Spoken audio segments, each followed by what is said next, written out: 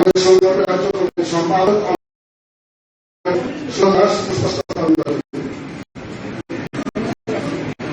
CM রাজ্য সম্পাদক সদস্য কমিটির মাননীয় সিএম পশ্চিম জেলা কমিটির সম্পাদক রতন দাস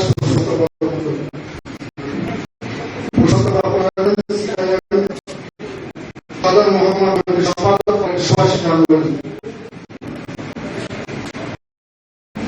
সভাসদ উন্নয়ন পক্ষে কমিটি হরিজন উন্নয়ন সমিতির পক্ষে কমরেড মৃন্ময় দাস, কমরেড শঙ্কর হরিজন, কমরেড মৎস্যজীবী উন্নয়নের পক্ষে কমরেড মৃন্ময় দাস, সিআইটুর রাজ্য সম্পাদক কমরেড শঙ্কর প্রসাদ দত্ত,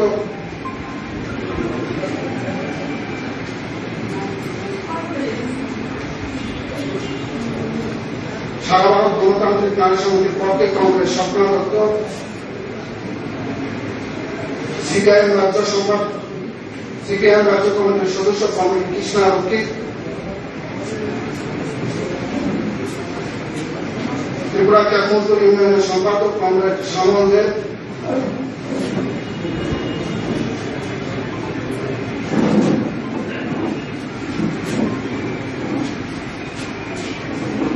প্রাক্তন কর্মচারী সংগঠনের নেতৃত্ব কমরেড অসীম পাল, ত্রিপুরা সংস্কৃতি আন্দোলনের অন্যতম নেতৃত্ব কমরেড সুভাষ দাস,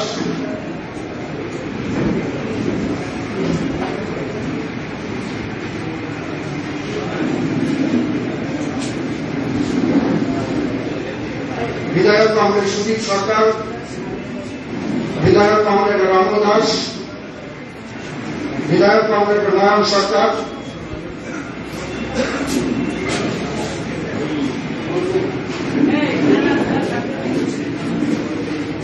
ত্রিপুরা জনশিল্পী সমিতির পক্ষ কমরেড মনোরঞ্জন দাস,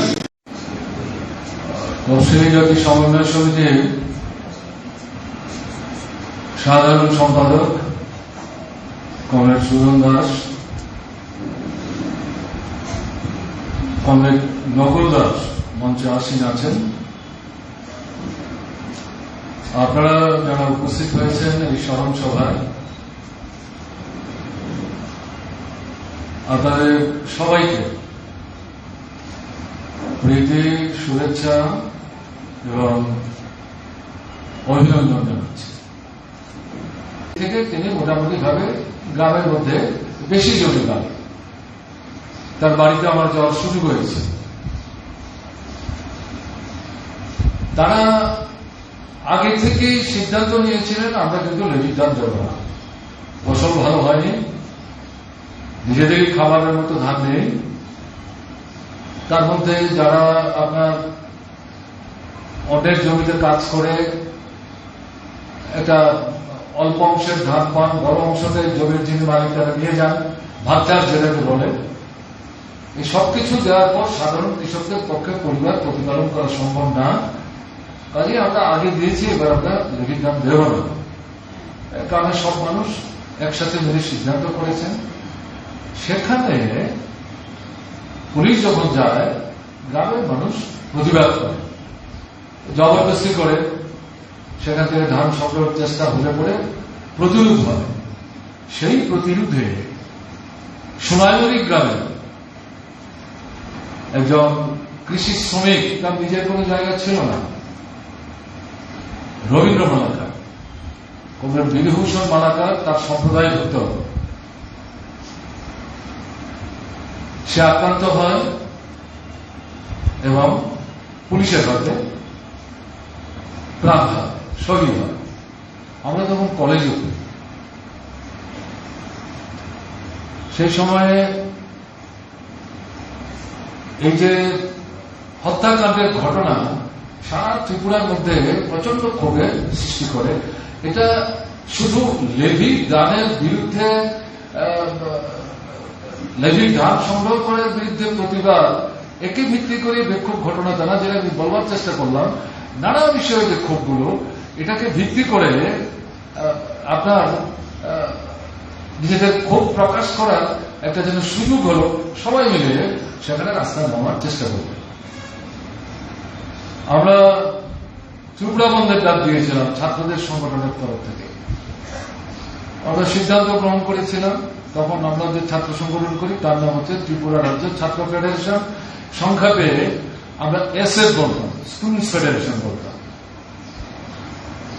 5টা-6টা ছাত্র সংগঠন মিলে আমরা এই ধর্মঘটে ডাক দিয়েছেন। নকুল বাবু তখনও তিনি রাজনীতিগতভাবে আমাদের সঙ্গে আসেননি, তফসিলি জাতি ছাত্র যুবদের সংগঠন করতেন, কিন্তু এই আন্দোলনে আমরা যে 5-6টা ছাত্র সংগঠন একসাথে মিলে ধর্মঘট ডেকেছিলাম তাতে তফসিলি জাতি ছাত্র যুব সংগঠন সমর্থন করেছে। আমরা সিদ্ধান্ত করেছিলাম এখান থেকে চাঁদা ইত্যাদি সংগ্রহ করে রবীন্দ্র মালাকারের বাড়ি থেকে তার পরিবারটাকে আমরা সাহায্য করব। কিন্তু কৈলাসহরে আমরা আমাদের কোনো সাংগঠনিক কোনো যোগাযোগ সেই সময় তেমন একটা ছিল না, আমরাও তখন নতুন। যাই হোক, আমি কথাটা তুললাম এই কারণে, সারা ত্রিপুরাতে ত্রিপুরা রাজ্য ছাত্র ফেডারেশন তখন খুব একটা শক্তিশালী ছাত্র সংগঠন না, বরং ছাত্রৈক্য সংস্থা সেই সময় পপুলার ছাত্র সংগঠন, নিষিদ্ধার ছিলেন তার নেতা। কিন্তু এর মধ্য দিয়ে এই যে বিকল্প বামপন্থী দৃষ্টিভঙ্গি নিয়ে ছাত্রদের সংগঠিত করার যে প্রয়াস, সেই প্রয়াসের নেতৃত্ব দানকারী ভূমিকা ছিল ত্রিপুরা রাজ্য ছাত্র ফেডারেশন। অমল ভট্টাচার্য ছিলেন তখন এই সংগঠনের অন্যতম নেতা, সামনের সারির নেতা। কৈলাসহরে আমাদের ছাত্র সংগঠন তখন তেমন একটা ছিল না, কিন্তু সেখানে যাওয়ার পর দেখলাম রসরঞ্জন বণিক, তিনি ফটিকরায় কৈলাসহর কলেজে পড়েন, তিনি ছাত্র ফেডারেশন করেন। মার্ক্সবাদী কমিউনিস্ট পার্টির সাথে তার ঘনিষ্ঠতার সান্নিধ্য গড়ে উঠেছে এবং কমরেড বৈদ্যনাথ মজুমদারের তত্ত্বাবধানে এরা বেড়ে উঠছিল।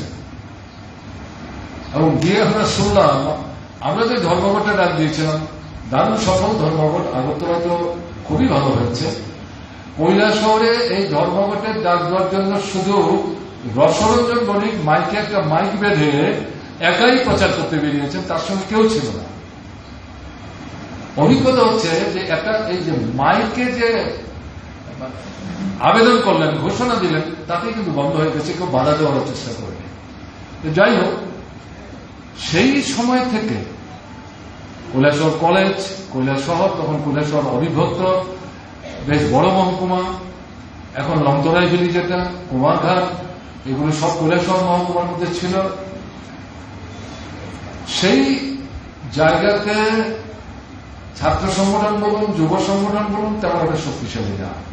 কিন্তু এই ঘটনাকে ভিত্তি করে ছাত্ররা যখন বন্ধ ডাকলো, আমরা যখন সেখানে গেলাম, পরিবারটির সঙ্গে সাক্ষাৎ করলাম,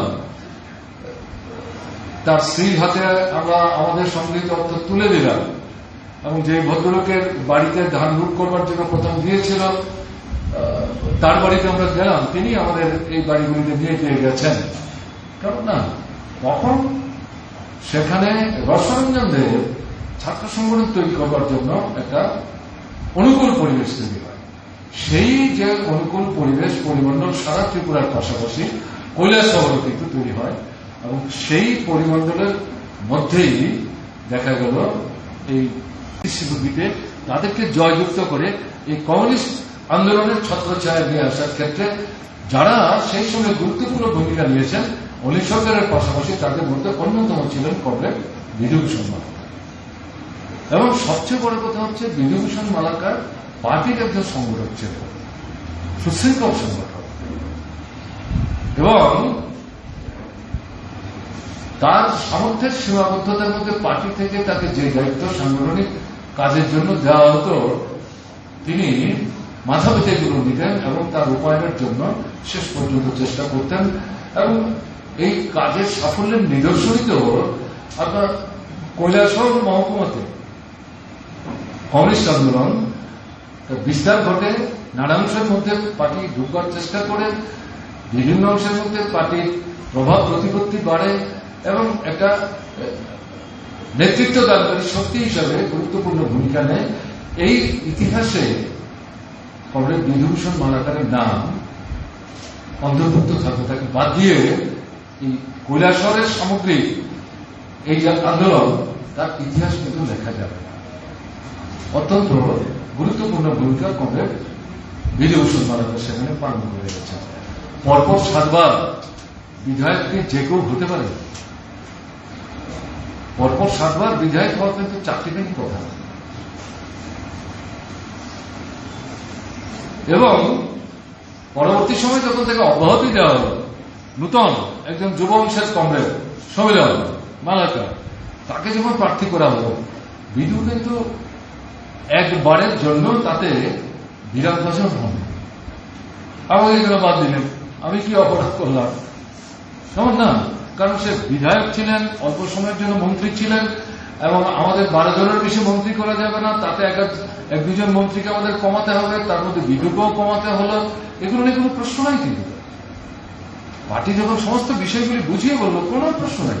এবং এই জায়গায় যখন নূতন একজনকে সেখানে প্রার্থী করার জন্য বাছাই করলো পার্টি, কৈলাসহরের পার্টি এবং পার্টি রাজ্য নেতৃত্ব তাকে যখন সমর্থন করলো, বিধু হাসি মুখে কিন্তু সেটা গ্রহণ করেছেন এবং হাত ধরে ধরে এই সমীরণকে মানুষের কাছে নিয়ে গেছেন, মানে তাদের সামনে তাকে পরিচিত করেন, তাকে জিতে আনবার ক্ষেত্রে সামনের সাথে দাঁড়িয়ে গুরুত্বপূর্ণ ভূমিকা পালন করেছে। আমাদের পার্টিতে সবাই যে আমরা এই ভূমিকা সবসময় নিতে পারি, ঘটনা কিন্তু তা না। আমাদের মধ্যে কিন্তু সংসদীয় ঝুঁকের শিকার কিন্তু আমরা মাঝে মাঝেই হয়ে যাই। কিন্তু কমরেড বিধু কিন্তু তার ঊর্ধ্বে ছিলেন এবং তার নিজের পরবর্তী সময় যা কিছু জমি জমি করেছেন, অল্প জমি, নিজেই চাষাবাদ করতেন। বিধায়ক থাকার সময় যেমন করতেন, মন্ত্রী থাকার সময় তিনি চাষাবাদ করতেন কিনা আমি জানি না, কিন্তু বিধায়ক থাকার সময় নিজেই হাল চাষ করতেন। ঘটনা, বাড়িতে যতটুকুই জায়গা জমি, বাজার থেকে তরি তরকারি কম কিনতেন, এখানেই নিজে তরি তরকারি করতেন। মন্ত্রী থাকার সময়ও ওখান থেকে যেমন ধান চাল তার এখানে আসতো, বাজারে তার বাড়ির তরি তরকারি কিন্তু এখানে আসতো। মাঝে মধ্যে আমাদেরকেও এটা সেটা পাঠাবার চেষ্টা করতেন। তাকে যখন জিজ্ঞেস করতাম তুমি এগুলি পাঠাচ্ছ, বলে এগুলি বাজার থেকে কেনে না, তো আমার বাড়ি, আমার এখানে এসছে, কাজে একটু দিলাম আর কি, খেয়ে দেখুন না, বাজার থেকে আমাদের তরকারির স্বাদ কিন্তু খারাপ হবে না। এই ছিল আর কি তার কথাবার্তা বলার ভ্রম। তো কাজেই এটা বলছি। এবং সবচেয়ে বড় কথা ছিল কি, কঠিন রাজনীতির বিষয়, শ্রেণীগত দৃষ্টিভঙ্গির ভিত্তিতে আমাদের পার্টির যে বক্তব্য অত্যন্ত সরল সহজ ভঙ্গিতে, পপুলার ঢঙে পিপুলের কাছে কিছু উপস্থিত করতে পারত এবং উপস্থাপনার মধ্য দিয়ে শ্রোতা যারা তাদের কিছু উদ্বেলিত করতে পারত এবং সেখানে অপ্রাসঙ্গিক কথা না, এবং খুব সচেতনভাবেই সবচেয়ে চিন্তা ভাবনার মধ্যে রেখে রাজনৈতিক বক্তব্য জনগণের কাছে নিয়ে যাওয়ার ক্ষেত্রে তিনি একজন সফল পারঙ্গম নেতা হিসেবে নিজেকে এলাকার মধ্যে প্রতিষ্ঠিত করতে সক্ষম হয়েছিলেন। এই পরিস্থিতিতে বিধুর বয়স বেড়েছে, কিছু জটিল রোগেও তিনি আক্রান্ত হয়েছেন, শারীরিক দিক থেকে সক্রিয়ভাবে শেষের দিকটায় সব জায়গায় ঘুরে ফিরে কাজ করার মতো অবস্থাটা ছিল না। কিন্তু এই সময়টাতে যেটা করতেন সেটা হচ্ছে পরামর্শ দিতেন। পার্টি অফিসে আসতেন দিনে একবার, যদি না আসতে পারতেন আমাদের নেতৃত্ব তার বাড়িতে যেতেন, কথাবার্তা বলতেন, সমস্যা উপস্থিত করতেন, তাতে কমরেড বিধু তার নিজের মতো করে পরামর্শ দিয়ে সাহায্য করার চেষ্টা করতেন। এটা খুব গুরুত্বপূর্ণ। এমনকি গত যে বিধানসভা নির্বাচনটা হল, যে 23-এর যে নির্বাচন, এই নির্বাচনেও আগের মতো যেমন ঘুরে ঘুরে সব জায়গায় মিটিং মিছিল ইত্যাদি করা যায়, এটাতে এবারেও করা যায়নি। কুমারঘাটেও যে করা গেছে ঘটনাটা না, এর মধ্যেও এই বিধুকে নিয়ে বিভিন্ন জায়গায় উঠান বৈঠকের মধ্যে, ছোট ছোট ঘোড়া বৈঠকের মধ্যে আমাদের নেতৃত্ব তাকে কাজে লাগাবার চেষ্টা করেছে। বিধু সেখানে অকপটে এই দায়িত্বগুলি পালন করার চেষ্টা করেছে। এবং প্রার্থী কে ছিল, এবার তো সমীরণ ছিল না, এই কেন্দ্রটা শেষ পর্যন্ত কংগ্রেসকে ছাড়তে হয়েছে আমাদের। ঘটনাচক্রে পরে জানা গেল যে ভদ্রলোক কংগ্রেসের প্রার্থী হলেন, একসময় নাকি আমাদের সঙ্গে কাজ করতেন, ভালোই কাজ করতেন। পরবর্তী সময় তিনি কংগ্রেস হয়েছেন, কন্ট্রাক্টারি করেন, প্রচুর টাকা পয়সার মালিক হয়েছেন, হোয়াটএভার মাইট বি। তাকে যখন প্রার্থী করলো, আগের পরিচিতির কারণে এই যে রাজনৈতিক সিদ্ধান্তটা পার্টি নিল, এ নিয়ে কোনো প্রশ্ন না তুলে এই ভোটটাকেও জয়যুক্ত করার ক্ষেত্রে বিজেপি কিন্তু গুরুত্বপূর্ণ ভূমিকা সেখানে নেওয়ার চেষ্টা করেছেন। কারণ তখন তার কাছে কংগ্রেসের প্রার্থী আর সিপিএম এর প্রার্থী না, বিজেপিকে পরাস্ত করতে হবে। মেইন যে রাজনৈতিক যে লক্ষ্যটার দৃষ্টিটা। তো এই সময়ে একটা জটিল অবস্থার মধ্যে আমরা আছি। এই সময়ে এই যে ঘরে বসে বা অল্প সময়ের জন্য পার্টি বিশেষ দিয়েও নানা জটিল পরিস্থিতিতে এই যে পরামর্শ দেওয়া, এটা কিন্তু কম গুরুত্বপূর্ণ না। এরকম জায়গায় বিধুর অনুপস্থিতি অনুভূত হবে, এটা অস্বীকার করার কোনো সুযোগ নেই। সক্রিয়ভাবে মানে ঘুরে ফিরে কাজ করতে না পারলেও অভিজ্ঞতার নিরিখে যে পরামর্শটা, এটা কিন্তু কম গুরুত্বপূর্ণ না। কাজে সেদিক থেকে এটা ঘটনা। কুমারঘাট এখন আলাদা মহকুমা, আমাদের পার্টিরও আলাদা মহকুমা কমিটি আছে, তফসিল সমন্বয়ের আলাদা কমিটি আছে। তো এটা থেকে আমাদের নেতৃত্ব কিন্তু সেখানে বঞ্চিত হবে, এটা অস্বীকার করার কোনো সুযোগ নাই। কিন্তু এটা তো প্রাকৃতিক নিয়ম, আমরা তো সবাই চিরদিন বেঁচে থাকবো না, একটা সময় যেতে হবে, কেউ আগে কেউ পরে। ভয়ের জল হয়েছিল তার রোগভারে যিনি সে যেভাবে জর্জরিত হয়েছিলেন, যে কোনো সময় যে কোনো দুর্ঘটনা ঘটতে পারে। বিধুরও নিজের একটা মানসিক প্রস্তুতি ছিল, তার পরিবারেরও প্রস্তুতি ছিল না মনে করার কারণে। পার্টির নেতৃত্বেরও এটা মানে তারা অপ্রস্তুত হয়ে গেছেন ঘটনাটা তা না। কিন্তু এই যে শূন্যতা তৈরি হল, এটা তো শূন্যতা, এটা তো আমাদের অতিক্রম করতে হবে। অতিক্রম করতে গেলে পরে আমাদের তো সবাই মিলিয়ে সেখানে কাজ করতে হবে। ওখানকার যে নতুন নেতৃত্ব, তারপরে যে ছাত্রদের মধ্যে, যুবকদের মধ্যে, তফসিলি সমন্বয়ের মধ্যে নতুন নতুনদের এগিয়ে আসছেন, তাদেরকে নিয়ে সম্মিলিতভাবে আমাদের কাজ করার মধ্য দিয়েই বিদ্যুতের অনুপস্থিতি কিন্তু আমাদের অতিক্রম করার চেষ্টা করতে হবে। আপনার কিন্তু পূরণ হবে না। আজকের দিনে এই যে সভাটা করছে, এই সভা, এটা হচ্ছে মূল বিষয়। এটা আমাদের মাথায় রাখার দরকার আছে। পরিস্থিতিটা কি আমাদের রাজ্যে? আপনার কাজ নাই, রোজগার নাই, গ্রামের মূল কাজ হচ্ছে রেগা। এখন এই জায়গাতে আমরা যখন 94 দিন 95 দিন পর্যন্ত বছরে কাজ আদায় করতে সক্ষম হয়েছিলাম, এখন এটা কমতে কমতে 33 থেকে 36 গিয়ে দাঁড়িয়েছে। যেটা কেন্দ্রীয় সরকার যে টাকা বরাদ্দ করেছে তাতে হিসেব হচ্ছে 36 দিনের বেশি কাজ হবে না। তাহলে এখন কাজ নেই, শহরে টুয়েপের কাজ নেই, উন্নয়নমূলক যে দপ্তরগুলো আছে 6টা-7টা, তাদের কোনো কাজ নেই। রেশন কার্ড 5 জনের কার্ড, এখন গিয়ে দেখা যাচ্ছে 2 জনের নাম আছে, 3 জনের নাম বাদ। তাহলে কি করে পরিবর্তন চলবে? এটা একটা সমস্যা। তাহলে এই পরিস্থিতিতে আয় নাই, উপার্জন নাই, অর্থনৈতিক সংকট, এবং এই যে সময়টা, এই সময়টা সবসময় সমস্যা তৈরি হবে। কিন্তু সরকার কোথায়? সরকারের তো কোনো নজর নেই। আবার এই গন্ধকে সংগ্রহ করার জন্য সীমান্ত অতিক্রম করে সীমান্তবর্তী এলাকার উপজাতীয় মানুষ বাংলাদেশে ঢুকতে হচ্ছে, এবং এই গন্ধকে ত্রিপুরার মানুষ কিনে নেয়, দক্ষিণ ভারতের লোকরা আসে, তারাই সেটা কিনে নিয়ে যায়, এবং তাদের কাছ থেকে ভারতবর্ষের বাইরের লোকরা তারা এসে তাদের কাছ থেকে আরো বেশি দামে কিনে নেয়। এই গন্ধকে সংগ্রহ করার জন্য বাংলাদেশের সীমান্ত অতিক্রম করে উপজাতি অংশের মানুষকে আবার ঢুকতে হচ্ছে। অঙ্গনবাদী কর্মী আপনারা দেখেছেন, 60-এর পরে যাদের বয়স তাদেরকে এক লহমায় ছাঁটাই করে দিল। বিরুদ্ধে মামলা হয়েছে, মামলায় কোর্ট এই ছাঁটাইটার পক্ষে মত দেয়নি রাজ্যে। তাতে সরকার অখুশি, তারা সুপ্রিম কোর্টে গেল। সুপ্রিম কোর্ট বলবো 60-এর পরে 65 পর্যন্ত চাকরি রাজ্য সরকার দেবে কি দেবে না, এটা রাজ্য সরকার ঠিক করবে, এ নিয়ে আমরা হস্তক্ষেপ করবো না। কিন্তু মানবিক দৃষ্টিতে বিষয়টা দেখা দরকার। এই একটা সুযোগ হয়ে গেল রাজ্য সরকারের হাতে, ত্রিপুরা সরকার এটাকে ভিত্তি করে তাদের বাতিল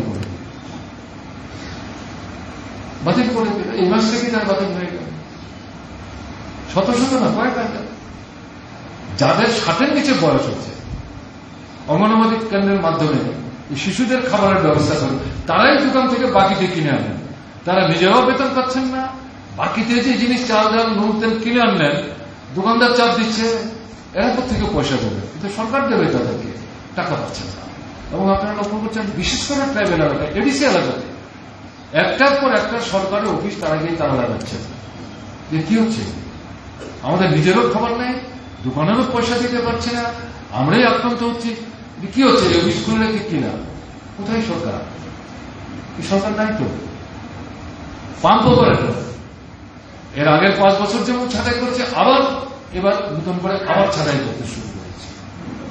বেতন কত পাম্প অপারেটর? 6-7 হাজার। তাদেরকে কে নিয়োগ করেন? পঞ্চায়েত। পঞ্চায়েতগুলো সব তারা দখল করেছে, 96টি আসনকে বিনা নির্বাচনে দখল করেছে, জবরদখল। এদের দিয়ে বাতিল করছে, বাতিল করে তারা নিজেদের লোক ঢোকাবার চিন্তা ভাবনা করছে। ঘর অর্ধেক করে বসে আছে, বাকি টাকা দিচ্ছে না। এখন যেটা তৈরি করলে এটা ভেঙে পড়বার মতো অবস্থা হয়েছে। স্কুলে মাস্টার নাই, স্কুল বন্ধ করে দিচ্ছে। 4-5টা স্কুল মিলে একটা স্কুল চালাবার চেষ্টা করছে। রাস্তাগুলো ভেঙে চৌচির হয়ে গেছে, গাড়ি চলে না, রুগী নিয়ে আসা যাওয়া করা যায় না, পানীয় জলের কল চলে না, সেচের জলের মেশিন নষ্ট শত শত।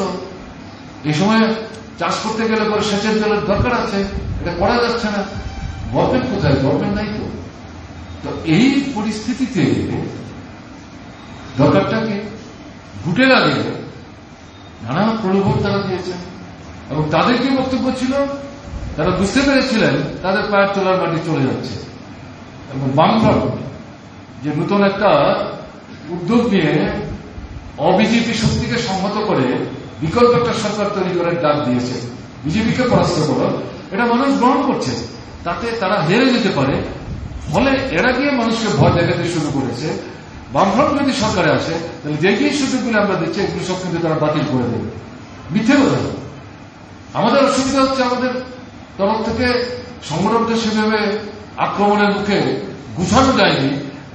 মানুষের কাছে গিয়ে বসে কথা বলে তাদেরকে বোঝানো যেটা জাতীয় প্রকল্প, এটা কি করে আমরা বাতিল করবো? আমরা সরকার থাকতেই তো এগুলো চালু করেছি। আমরা সরকার রাস্তাগুলি বাতিল হবে কেন? বরং যারা মানে অন্যায়ের কারণে এই সুযোগগুলি পেতে পারছেন না, তাদের পাওয়ার কাছে আমরা চেষ্টা করি। কথাগুলো তো আমি বলতে পারবো না। ফলে এরা ভয়ে জবুথবু হয়ে তাদেরকে কিন্তু অনেক জায়গায় ভোট দিতে বাধ্য হয়েছে। এখন গিয়ে দেখা যাচ্ছে এরা সরকার আসার পর এরা যে কথা বলেছিল বামফ্রন্ট সরকার আসলে এগুলি বাতিল হবে, এরা নিজেরাই এগুলি বাতিল করতে শুরু করেছে। এই যে জটিল পরিস্থিতি চলছে, ব্যবসা বাণিজ্যের অবস্থাটা কি? দোকানপাট চলছে না তো। মানুষের তো পয়সা না থাকলে দোকানে কে কিনতে যাবে? গাড়ি ঘোড়া, অটো রিক্সাই বলুন আর যাই বলুন, এগুলোতে প্যাসেঞ্জার কোথায়? বলে একটা দারুণ ভাবে অর্থনীতির ক্ষেত্রে একটা সংকট তৈরি হচ্ছে। মন্দা তো চলছে, আমরা ত্রিপুরায় অনেক আগে থেকে মন্দার করব। এই পরিস্থিতিতে বসে থাকার তো কিন্তু কোনো সুযোগ নেই, বসে থাকার সুযোগ নেই। গত 5 বছর যে কাণ্ডটা তারা করেছে, মনে করবেন না এবার তারা দ্বিতীয়বার সরকারে ফিরে আসতে পেরেছে বলে তারা এভাবেই সন্ত্রাস চালাতে পারবে, এটা মনে করলে ভুল করবে। এরা জানে এরা কিভাবে সরকার হচ্ছে। এদের ভোট 11 ভাগ কমেছে, এদের আসন 11টা কমেছে। আর যদি এদের বিরুদ্ধে ভোটটা এই 7 ভাগ ভোট যদি বিভিন্ন দলের মধ্যে ভাগ না হতো, বা ভাগের পরেও যারা ভাগ করলো তারা যদি সাহায্য করতো, তারা কিন্তু সরকার আসতে পারে। ত্রিপুরার মধ্যে ভূমিকা আপনারা জানেন, এটা বলে আমি সময় বাড়াতে চাইছি না। দেশের কথা যারা পড়েন তাদের পরপর লেখার মধ্যে দিয়ে এগুলো এক্সপোজ করার চেষ্টা করছে, আমি কেন অতিরিক্ত সময় নেই। ফলে এরা কিন্তু বুঝতে পারছে যে সরকারের উপর আস্থা যে মানুষ হারিয়েছে, ভোটের ফলের মধ্য দিয়ে এই সত্যটা বেরিয়ে এসছে।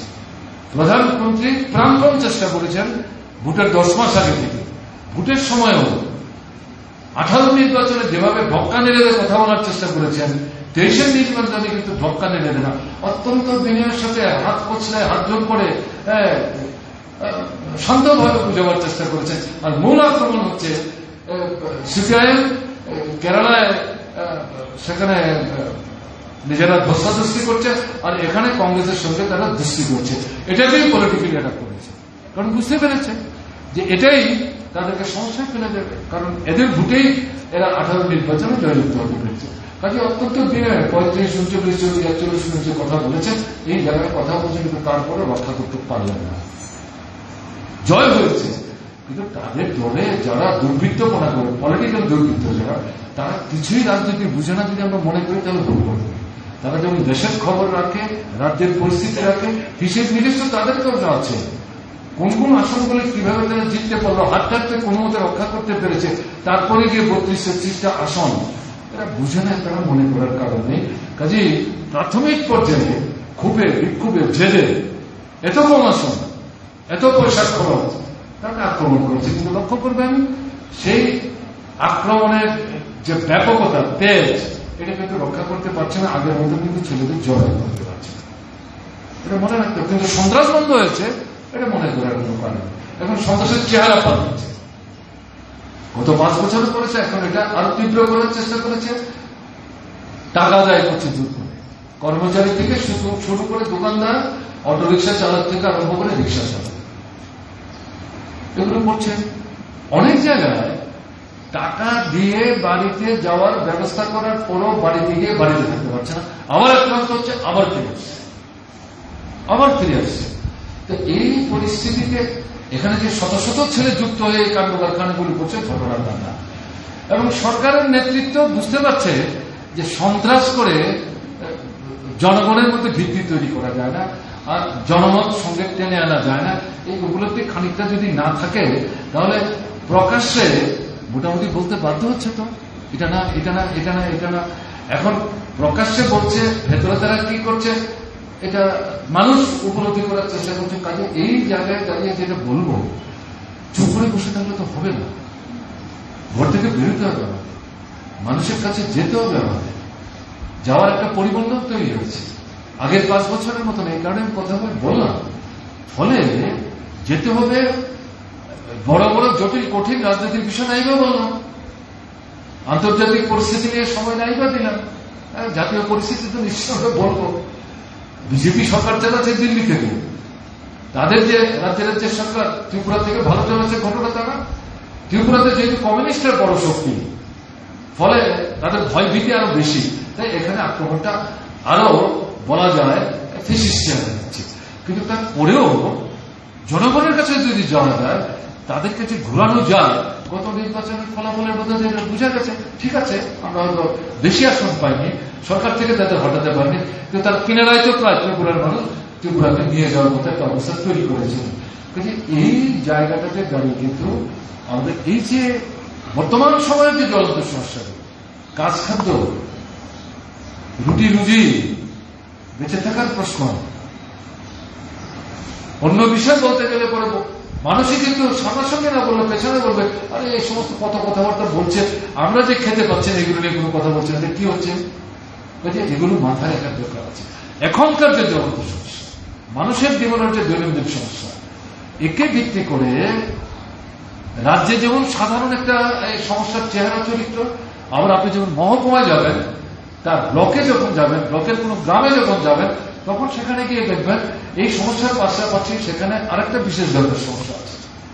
সেদিক থেকে যেটা বলবো, সেদিক থেকে এই বিষয়গুলোকে সামনে রেখে সামনের দিনে কিন্তু ঘর ছেড়ে রাস্তায় আমাদের আসতে হবে, মানুষকে সংগঠিত করতে হবে। ঠিক আছে, কালকে আপনি বড় একটা জমায়েত ডাক দিলে তো ঠিক হবে না, ছোট করেই শুরু করুন না। এই বিষয়গুলোতে আপনি ব্লকেই প্রথম যান না, মহকুমার শাসকের কাছেই যান না, ডিএম এর কাছেই যান না, সংশ্লিষ্ট দপ্তরের সচিবের কাছেই যান না, মুখ্য সচিবের কাছেই যান না, যে দপ্তর সমস্যাটা সমাধান করার দায়িত্বে আছে। যেমন ধরুন যে আপনার অঙ্গনওয়াড়ি কর্মীদের কথা বলবো, একে শুধু সিআইটিও করবে, মহিলা সমিতির তেমন ভূমিকা থাকবে না। অর্থাৎ নারী সমিতি তাদের মধ্যে করো, সিআইটিও তাদের মধ্যে করবে। কাজে সেখানে এই দপ্তরের যিনি মন্ত্রী, এই দপ্তরের যিনি সচিব, তার কাছে যান না। কাজেই এটা করে করে যখন পরিবর্তনটা তৈরি হবে, তারপরে যখন দেখবেন কিছু সদর্থক কোনো ভূমিকা নিচ্ছে না, রাস্তায় নামুন, আগরতলা দিয়েই শুরু করুন, তারপর কৈলাসহর ভাববেন, তারপর সাবরুম বিলোনিয়া শান্তিবাজার ভাববেন।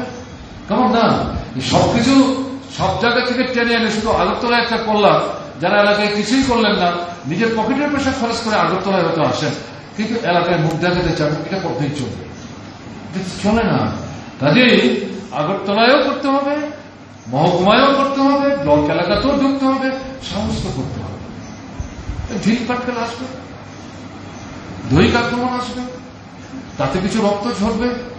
আমরা কমিউনিস্ট পার্টি করবো, সমাজ বড় দলের সংগ্রামের কথা বলছি, শ্রেণী শোষণমুক্ত সমাজের কথা বলছি, কিন্তু এই ধরনের কিছু ঝরবে না, তাহলে কি করে হয়? মাঝে নতুন শিশুর জন্ম দেয়, সে কি শুধু শিশুকেই জন্ম দেয়, তার সঙ্গে মায়ের রক্তক্ষরণ হয় না? কাজে নতুন শিশুকে জন্ম দিতে গেলে যেমন রক্তক্ষরণ হয়, সমাজের বদল ঘটাতে গেলে পরে এরকম পরিস্থিতির সম্মুখীন আমাদের হতে হবে। এটা তো কথার কথা না, এটা ইতিহাসের অভিজ্ঞতা।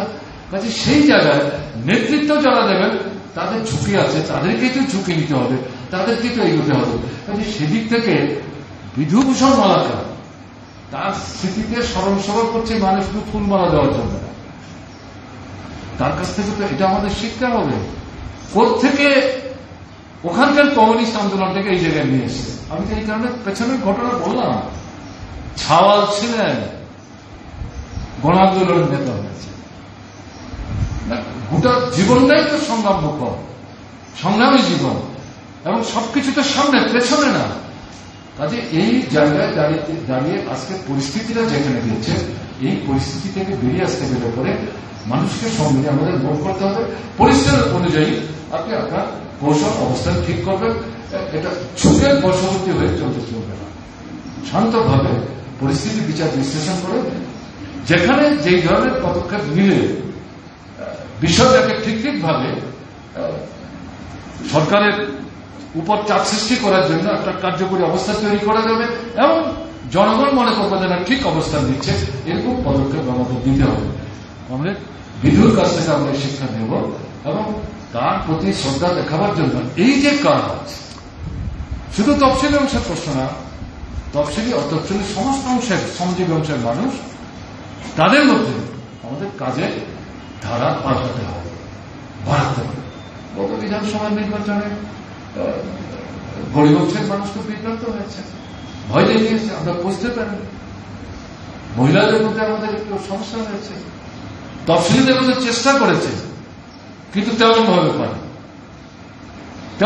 আমরা হিসেব করে দেখেছি। এই তফসিলিদের মধ্যে 10টা আসন, তাতে গতবার আমরা যে ভোট পেয়েছিলাম, এবার তার থেকে 3 কয়েক ভাগ, 3.5 থেকে 3.8 ভাগের মধ্যে ভোট কমেছে। কিন্তু উপজাতিদের মধ্যে আমাদের ভোট অনেক বেশি কমেছে, এটা অন্য কারণ জানেন আপনারা। কাজে এরকম একটা জায়গায় দাঁড়িয়ে তফসিলিদের মধ্যে যেমন অতঃসলি যারা গরিব অংশের মানুষ, শ্রমজীবী অংশের মানুষ, মহিলা পুরুষ নির্বিশেষে, উপজাতি অনুপজাতি নির্বিশেষে আমাদের কিন্তু কাজের ধরন পাল্টাতে হবে, মিলিতে হবে, সক্রিয় হতে হবে। সময় কিন্তু হাতছাড়া করা যাবে না। পরিবর্তন কিন্তু সহায়ক, জাতীয় পরিস্থিতি এবং দেশের পরিস্থিতি।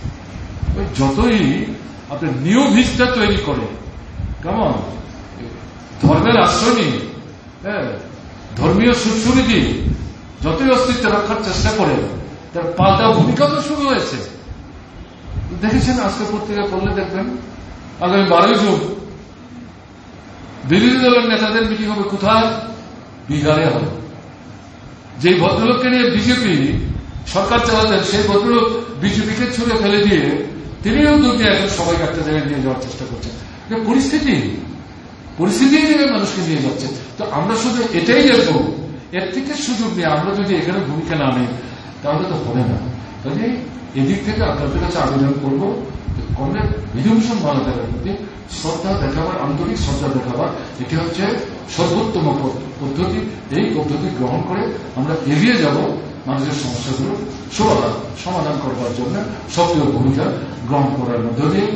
এই আবেদন আপনাদের কাছে রেখে কমরেড বিধুভূষণ মালাকারের স্মৃতির প্রতি আরেকবার গভীর আন্তরিক শ্রদ্ধা নিবেদন করে আমি আমার কথা বলা শেষ করছি।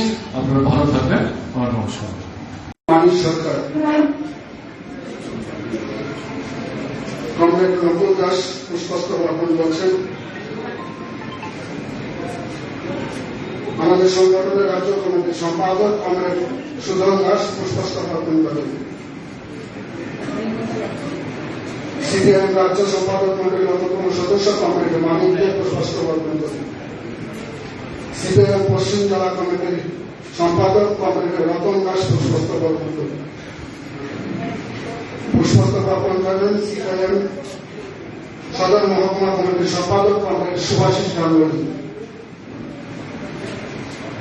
ত্রিপুরা সভা সুন্দর উন্নয়ন সমিতির পক্ষে কমরেড প্রিয়তম দাস, ত্রিপুরা হরিজন উন্নয়ন সমিতির পক্ষে কমরেড মৃন্ময় দাস, কমরেড শঙ্কর হরিজন, কমরেড মৎস্যজীবী উন্নয়নের পক্ষে কমরেড মৃন্ময় দাস,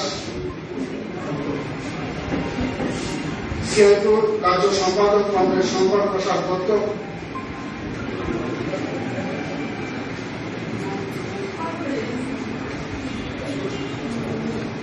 সারা ভারত গণতান্ত্রিক নারী সমিতির পক্ষে কমরেড স্বপ্ন দত্ত, সিপিআইএম রাজ্য কমিটির সদস্য কমরেড কৃষ্ণা রক্ষিত, ত্রিপুরা ক্যাকমন্তর ইউনিয়নের সম্পাদক কমরেড সমন দেব,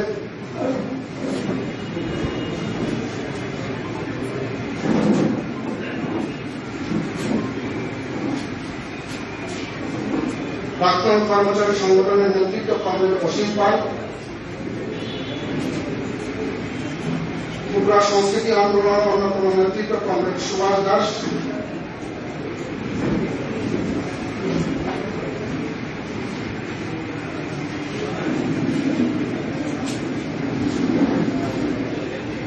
বিধায়ক কমরেড সুদীপ সরকার, বিধায়ক কমরেড রাম দাস, বিধায়ক কমরেড নয়ন সরকার,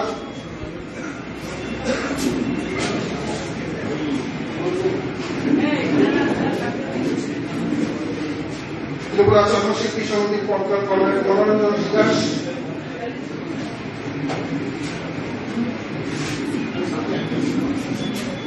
ত্রিপুরা তফসিল সমন্বয় সমিতির সদর মহকুমা কমিটির ভারপ্রাপ্ত সম্পাদক কমরেড অঙ্গদ বিশ্বাস, ডুবলি মহকুমা কমিটির সম্পাদক কমরেড শঙ্কর সরকার,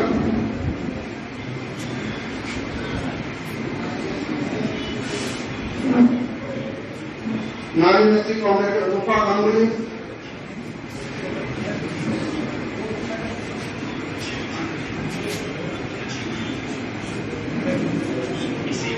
আমাদের সংগঠনের রাজ্য কমিটির সদস্য যারা রয়েছেন আপনাদেরকে একে একে পুষ্পস্তবক অর্পণ করবার জন্য আহ্বান করছি।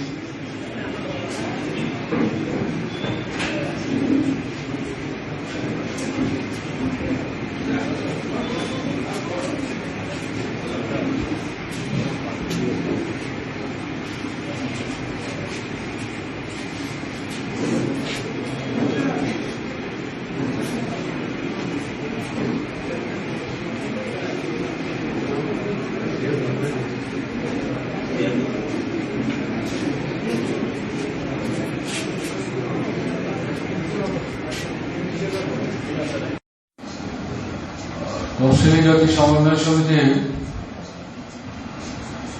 সাধারণ সম্পাদক কমরেড সুজন দাস,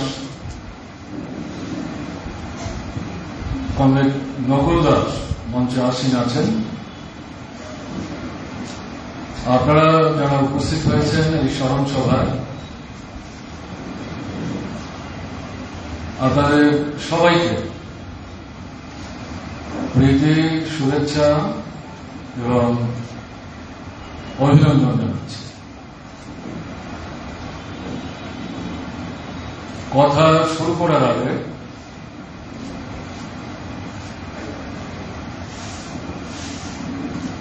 কমরেড বিধুভূষণ মালাকারের স্মৃতির প্রতি গভীর আন্তরিক শ্রদ্ধা নিবেদন করছি। তার স্ত্রী, পুত্র, কন্যা সহ পরিবার পরিজনদের প্রতি আন্তরিক সমবেদনা জ্ঞাপন করছি।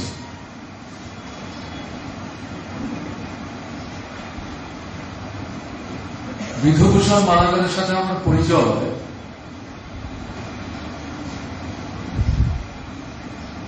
ছাত্র আন্দোলনের মধ্য দিয়ে। ত্রিপুরায় 70 দশক একটা উত্তাল ছাত্র আন্দোলনের দশক, এবং সঙ্গে সঙ্গে গণতান্ত্রিক আন্দোলন, বিশেষ করে মধ্যবিত্ত অংশের মানুষ শিক্ষক, কেরানি, কর্মচারী, যুবক, মায়েরা বোনেরাও তার মধ্যে আছেন। এই সব অংশের মধ্যে তৎকালীন কংগ্রেস সরকারের বিরুদ্ধে পুঞ্জীভূত যে ক্ষোভ নানাভাবে তার বহিঃপ্রকাশ ঘটতে শুরু করেছিল। সেই সময়ে লেভির জুলুম চলছিল। কেন্দ্রের সরকার প্রত্যেক রাজ্যের মুখ্যমন্ত্রীদের ডেকে নিয়ে রাজ্যভিত্তিক একটা কোটা নির্ধারণ করে দিত। কোন রাজ্যকে কত ধান বা চাল সংগ্রহ করে কেন্দ্রের জমাইতে যে জায়গা সেখানে তারা দেবেন, এবং তার উপর ভিত্তি করে কেন্দ্রীয় সরকারের সংগ্রহ কেন্দ্র শক্তিশালী হবে এবং তাকে ভিত্তি করে রেশনিং সিস্টেমটা তারা তখন চালাবার চেষ্টা করতেন। তো ত্রিপুরাতে সেই সময়ে লেভির জুলুমের বিরুদ্ধে সাধারণ কৃষক জনসাধারণ প্রচন্ড ক্ষোভ ছিল, বিক্ষোভ ছিল। কৈলাসহরে লেভির দান আদায় করবার জন্য ফটিকে হাত তোলা ভোটে নির্বাচিত পঞ্চায়েত প্রধানকে সামনে রেখে তহসিলদার এবং সরকারের পুলিশ আগে থেকেই খবর দেওয়া ছিল নির্ধারিত দিনে তারা সেখানে ধান সংগ্রহ করবার জন্য যান। কিন্তু গ্রামের মানুষ আগে থেকেই ঠিক করেছিলেন গ্রামের যিনি জায়গা জমির দিক থেকে একটু অন্যদের তুলনায় বড় ধনী কৃষক।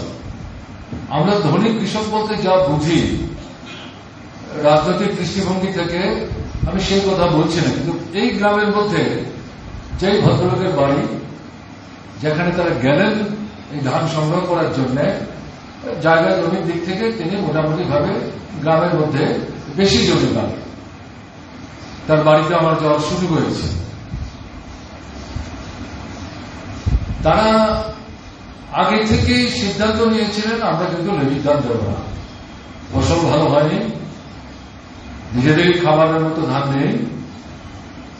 তার মধ্যে যারা আপনার অন্যের জমিতে কাজ করে একটা অল্প অংশের ধান পান, বড় অংশতে জমির যিনি মালিক তারা নিয়ে যান, ভাতচার যেটাকে বলে। এই সবকিছু দেওয়ার পর সাধারণ কৃষকদের পক্ষে পরিবার প্রতিপালন করা সম্ভব না। কাজে আমরা আগে দিয়েছি, এবার আমরা লেভির দাম দেব না। গ্রামের সব মানুষ একসাথে মিলে সিদ্ধান্ত করেছেন। সেখানে পুলিশ যখন যায়, গ্রামের মানুষ প্রতিবাদ করে, জবরদস্তি করে, সেখান থেকে ধান সংগ্রহের চেষ্টা হলে পরে প্রতিরোধ হয়। সেই প্রতিরোধে সোনাইমুড়ি গ্রামে একজন কৃষি শ্রমিক, তার নিজের কোন জায়গা ছিল না, রবীন্দ্র মালাকার, কমরেড বিধুভূষণ মালাকার তার সম্প্রদায়ভুক্ত, সে আক্রান্ত হয় এবং পুলিশের হাতে প্রাণ হয়, শহীদ হয়। আমরা তখন কলেজে পড়ি। সেই সময়ে এই যে হত্যাকাণ্ডের ঘটনা সারা ত্রিপুরার মধ্যে প্রচন্ড ক্ষোভের সৃষ্টি করে। এটা শুধু লেভি দানের বিরুদ্ধে, লেভি ধান সংগ্রহ করার বিরুদ্ধে প্রতিবাদ, একে ভিত্তি করে বিক্ষোভ ঘটনা জানা, যেটা আমি বলবার চেষ্টা করলাম। নানা বিষয়ে যে ক্ষোভগুলো, এটাকে ভিত্তি করে আপনার নিজেদের ক্ষোভ প্রকাশ করার একটা যেন সুযোগ হলো, সবাই মিলে সেখানে রাস্তায় নামার চেষ্টা করবে। আমরা ত্রিপুরা বন্ধের ডাক দিয়েছিলাম ছাত্রদের সংগঠনের তরফ থেকে। আমরা সিদ্ধান্ত গ্রহণ করেছিলাম, তখন আমরা যে ছাত্র সংগঠন করি তার নাম হচ্ছে ত্রিপুরা রাজ্য ছাত্র ফেডারেশন, সংক্ষেপে আমরা এসএফ বলতাম। স্টুডেন্টস ফেডারেশন বলতাম। 5-6টা ছাত্র সংগঠন মিলে আমরা এই ধর্মঘটে ডাক দিয়েছেন। নকুলবাবু তখনও তিনি রাজনীতিগতভাবে আমাদের সঙ্গে আসেননি, তফসিলি জাতি ছাত্র যুবদের সংগঠন করতেন, কিন্তু এই আন্দোলনে আমরা যে 5-6টা ছাত্র সংগঠন একসাথে মিলে ধর্মঘট ডেকেছিলাম তাতে তফসিলি জাতি ছাত্র যুব সংগঠন সমর্থন করেছে। আমরা সিদ্ধান্ত করেছিলাম এখান থেকে চাঁদা ইত্যাদি সংগ্রহ করে রবীন্দ্র মালাকারের বাড়ি থেকে তার পরিবারটাকে আমরা সাহায্য করব। কিন্তু কৈলাসহরে আমরা আমাদের কোনো সাংগঠনিক কোনো যোগাযোগ সেই সময় তেমন একটা ছিল না, আমরাও তখন নতুন। যাই হোক, আমি কথাটা তুললাম এই কারণে, সারা ত্রিপুরা রাজ্য ছাত্র ফেডারেশন তখন খুব একটা শক্তিশালী ছাত্র সংগঠন না, বরং ছাত্রৈক্য সংস্থা সেই সময় পপুলার ছাত্র সংগঠন, নিষিদ্ধ ছিলেন তার নেতা। কিন্তু এর মধ্য দিয়ে এই যে বিকল্প বামপন্থী দৃষ্টিভঙ্গি নিয়ে ছাত্রদের সংগঠিত করার যে প্রয়াস, সেই প্রয়াসের নেতৃত্ব দানকারী ভূমিকা ছিল ত্রিপুরা রাজ্য ছাত্র ফেডারেশন। অমল ভট্টাচার্য ছিলেন তখন এই সংগঠনের অন্যতম নেতা, সামনের সারির নেতা। কৈলাসহরে আমাদের ছাত্র সংগঠন তখন তেমন একটা ছিল না, কিন্তু সেখানে যাওয়ার পর দেখলাম রসরঞ্জন বণিক, তিনি ফটিকরায় কৈলাসহর কলেজে পড়েন, তিনি ছাত্র ফেডারেশন করেন। মার্ক্সবাদী কমিউনিস্ট পার্টির সাথে তার ঘনিষ্ঠতার সান্নিধ্য গড়ে উঠেছে এবং কমরেড বৈদ্যনাথ মজুমদারের তত্ত্বাবধানে এরা বেড়ে উঠছিল। এবং গিয়ে আমরা শুনলাম, আমরা যে ধর্মঘটটা ডাক দিয়েছিলাম, দারুণ সফল ধর্মঘট, আগরতলায় তো খুবই ভালো হয়েছে। কৈলাসহরে এই ধর্মঘটের ডাক দেওয়ার জন্য শুধু রসরঞ্জন বণিক মাইকে একটা মাইক বেঁধে একাই প্রচার করতে বেরিয়েছেন, তার সঙ্গে কেউ ছিল না। অভিজ্ঞতা হচ্ছে যে একটা এই যে মাইকে যে আবেদন করলেন, ঘোষণা দিলেন, তাতেই কিন্তু বন্ধ হয়ে গেছে, কেউ বাধা দেওয়ার চেষ্টা করেনি। যাই হোক, সেই সময় থেকে কৈলাসহর কলেজ, কৈলাসহর, তখন কৈলাসহর অবিভক্ত বেশ বড় মহকুমা, এখন লংতরাই ভ্যালি যেটা, কুমারঘাট, এগুলো সব কৈলাসহর মহকুমার মধ্যে ছিল। সেই জায়গাতে ছাত্র সংগঠন বলুন, যুব সংগঠন বলুন, তেমন একটা শক্তিশালী না। কিন্তু এই ঘটনাকে ভিত্তি করে ছাত্ররা যখন বন্ধ ডাকলো, আমরা যখন সেখানে গেলাম, পরিবারটির সঙ্গে সাক্ষাৎ করলাম, তার স্ত্রীর হাতে আমরা আমাদের সংগৃহীত অর্থ তুলে দিলাম, এবং যে ভদ্রলোকের বাড়িতে ধান লুট করবার জন্য প্রথম দিয়েছিল, তার বাড়িতে আমরা গেলাম, তিনি আমাদের এই বাড়িগুলিতে নিয়ে গিয়ে গেছেন। কারণ না, তখন সেখানে রসরঞ্জন দেব ছাত্র সংগঠন তৈরি করবার জন্য একটা অনুকূল পরিবেশ তৈরি হয়। সেই যে অনুকূল পরিবেশ, পরিমণ্ডল সারা ত্রিপুরার পাশাপাশি কৈলাসহরে কিন্তু তৈরি হয়, এবং সেই পরিমণ্ডলের মধ্যেই দেখা গেল এই আমাদের বিধুরা তারা তার সঙ্গে নিজেদেরকে যুক্ত করলেন। এবং তারপর আমাদের সেখানে কমিটি ইত্যাদি তৈরি হলো, সবটা মহকুমা নিয়ে একটা। কিন্তু গোটা মহকুমা হলেও কুমারঘাট ছাত্র আন্দোলনের একটা আলাদা গুরুত্বপূর্ণ কেন্দ্র হিসেবে সেই সময় থেকে মাথা তুলে দাঁড়াবার চেষ্টা করছিল। তাতে অল্প অল্প কিছু ছিল, খুব বেশি না। আমার তো এখনো চেহারাগুলো মনে পড়ে, 10-12 জন ছেলে, কিন্তু তারা খুব মিলিটেন্ট ছিল, অসম্ভব সাহসী ছিল। তারাই উদ্যোগ নিতে শুরু করলেন। কৃষকদের ব্যাপারে তারা ঝাঁপিয়ে পড়েন, ছাত্রদের ব্যাপার তো আছেই, তখন মূলত হচ্ছে কৃষকদের ব্যাপার। জিনিসপত্রের দরদাম বাড়ছে, ব্যয় মজুদ হচ্ছে, এগুলোর বিরুদ্ধে প্রতিবাদ করে, সবকিছু মিলিয়ে সামনের সারিতে তখন চলে আসছে। এবং এর মধ্য দিয়ে এই এলাকাটাতে গণতান্ত্রিক আন্দোলনের বিকাশ ঘটার একটা অনুকূল পরিবেশ তৈরি হয়, যেটাকে পাথেয় করে কমিউনিস্ট আন্দোলনকে সুসংহত করার একটা সুবর্ণ সুযোগ সেখানে তৈরি হয়। এই পরিস্থিতিতে এটাকে দাবিয়ে রাখবার জন্য এই যে উঠতি ছাত্র আন্দোলনের সংগঠক হিসাবে যারা এগিয়েছেন, তার মধ্যে বিধুভূষণ মালাকার অন্যতম, এদেরকে কি করে দমিয়ে দেওয়া যায়, আটকে দেওয়া যায় এই আন্দোলন সংগ্রামে, যাতে তারা ভূমিকা নিতে না পারে, তার জন্য এই কুমারঘাটে আপনার সেই সময় যিনি কংগ্রেস করতেন, অর্থনৈতিক দিক থেকে একটু শক্তিশালী, তার একটা, যদি আমার ভুল না হয়, স্মরণ শক্তিতে যদি বিভ্রম না ঘটে, সেই সময় ওখানে একটা আপনার পেট্রোল ডিজেল বিক্রি করার একটা পাম্প ছিল। এই ভদ্রলোক ছিলেন তার নাম। তার নেতৃত্বে এই ছেলেদেরকে দমিয়ে রাখবার জন্য সমাজ বিরোধী শাসক দলের আশ্রিত তাদেরকে তারা ব্যবহার করার চেষ্টা করেছে, কয়েকবার আক্রমণ সংঘটিত করার চেষ্টা করেছে, কিন্তু এই ছেলেরা মানে তাদের দমন করা কঠিন। তারা এদেরকে মোকাবেলা করার জন্য এদেরকে শক্তি, এই শক্তি নিয়েই তারা কিন্তু সামনাসামনি দাঁড়িয়ে লড়াই সেখানে করার চেষ্টা করত। তখন কিন্তু এখন যে মারপিট করার জন্য রাজনীতিকে বলুন বা এমনিতে ক্লাবে ক্লাবে লড়াই বলুন, তাতে যে সমস্ত যন্ত্রপাতি ব্যবহার করে, তখন কিন্তু এই সমস্ত যন্ত্রপাতি ছিল না। কারণ ফায়ার আজ তো প্রশ্নই নেই। আমার এখনো মনে আছে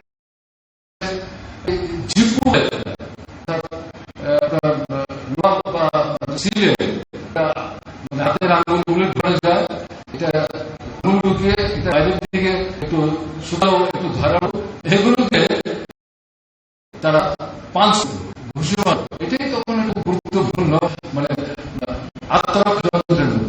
আর কোমরে স্কেলের বেল থাকে, কেমন না? এই আর কি আর ছিল মানে গুলো ব্যবহার মাটিগুলি কোনো কোনো জায়গায় সেগুলো আমরা এমনিতে মানে গুড়াতাম, এগুলি তারা এগুলো ব্যবহার দূর থেকে ছোট মানুষ এগুলি ওখানে যাওয়ার পর এই আমাকে কালো একটা নাম আমার সম্ভবত হয়েছে, তাকে ডেকে আনে। তখন আমি স্কুলে খুব মানে সে অসম্ভব মিলিকে সাকুশ মাছের লেয়ার সংগ্রহ করেছে। সাকুশ মাছের মানে খুব বিপদ, এটাকে এটা বলছে এটা দিয়ে একবার মারা যায় তাহলে কি পচে যাবে, সে এটা নিয়ে।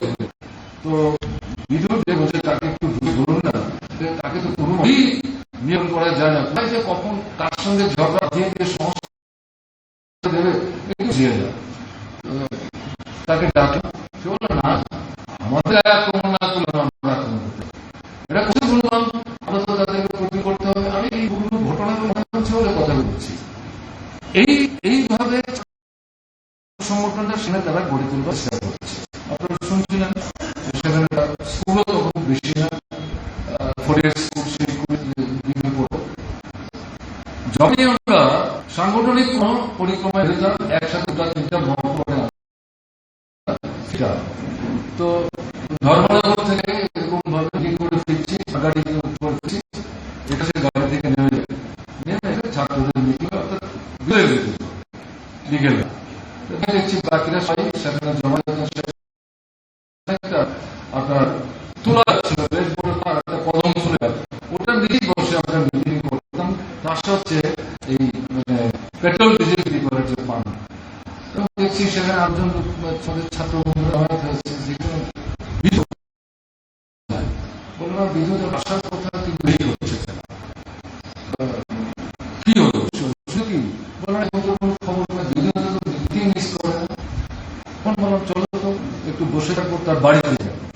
বাড়িতে গিয়ে দেখছি বিধু তার ঘরের চাল মানে নিজের ঘর গামছা পরা খালি গায়ে, বিকেল ওখানে দূর থেকে দাঁড়িয়ে থেকে আমি তো অবাক হয়েছি। সঙ্গে আমার কমরেডদের একজন হচ্ছে বিধুদা, আমার নাম করে বলছে নিয়ে এসেছে মিটিং, সে ঘুরে তাকে লজ্জায় আকাশ করে দিচ্ছে। আমার কাছে হয়েছে এটা গল্পে, সে লজ্জায় আকাশ করেছে। আমি তাকে হাত দিয়ে তুমি আস্তে আস্তে নামো, করে নাম্বার চেষ্টা করো, হাত পা ভাঙবে, আস্তে আস্তে আমাদের বললো আপনারা যে আমি আসছি। আশা করে আমাদের বন্ধু বললো বিধুদা শুধু নিজের ঘরেরই ছাড়েন না, দৈনিক মজুরিতে দলীয় পরিবার আয় উপার্জনের জন্য অন্য ছালের কাজও করে। এই হচ্ছে জীবন। এখানে প্রস্তাবে উল্লেখ করা হয়েছে তৎকালীন পূর্ব পাকিস্তান থেকে যখন ভারতবর্ষে আসেন, ত্রিপুরা আসেন, কুমারী এসে বাড়ি করেন। কারণ এখন বাড়ি যারা দেখবেন তার বাড়ি কিরকম ছিল বললেও অনেকে বিশ্বাস করে না। আমি দেখেছি, আমি কথাটা বলছি। আমাদের বন্ধুরা বলছেন যে বিদ্যুৎ স্কুলে তার সমাজের বাদে পড়া আগে পিছিয়ে মানুষের বাড়িতে কাজ করে এরকম করেন, তা দিয়ে পরিবারের সবাই তার বাবা পরিবার প্রতিভা করার চেষ্টা করে। অর্থাৎ তার ব্যক্তিগত পারিবারিক জন্যই শুরু থেকে একটা রাজনীতি নেয়। আমি এত কথা বললাম কারণে বিভূষণ মালাকার এরকম ছিলেন, একটা শব্দ দিয়ে তো বোঝানো যাবে না। অনেক পক্ষে আজকে এই যে সত্যতা বিশ্বাস করে কিন্তু কঠিন হবে। অনেকের কাছে মনে হতে পারে যে এটা গল্প কিনা, কেমন না এই গল্প আমি চাক্ষুষ করেছি। তিনি হয়তো নাকি থাকতে হচ্ছে, আর দিয়ে থাকতে হচ্ছে, বলতো না।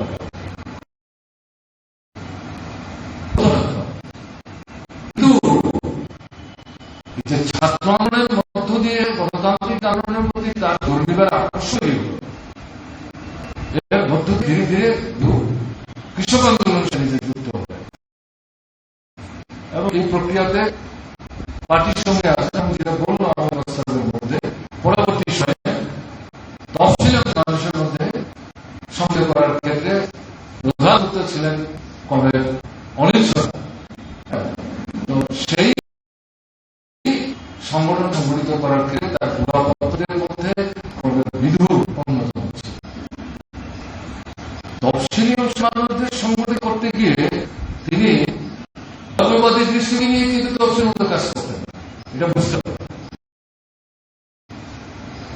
আইডেন্টিটি পলিটিক্স যেটাকে বলি না, এখন যেটা সারা ভারতের গণতান্ত্রিক আন্দোলনকে দুর্বল করার জন্য, বিপদগামী করার জন্য চেষ্টাটা চলছে, এই আইডেন্টিটি পলিটিক্সের ঝুঁকে বিধু আক্রান্ত ছিলেন না।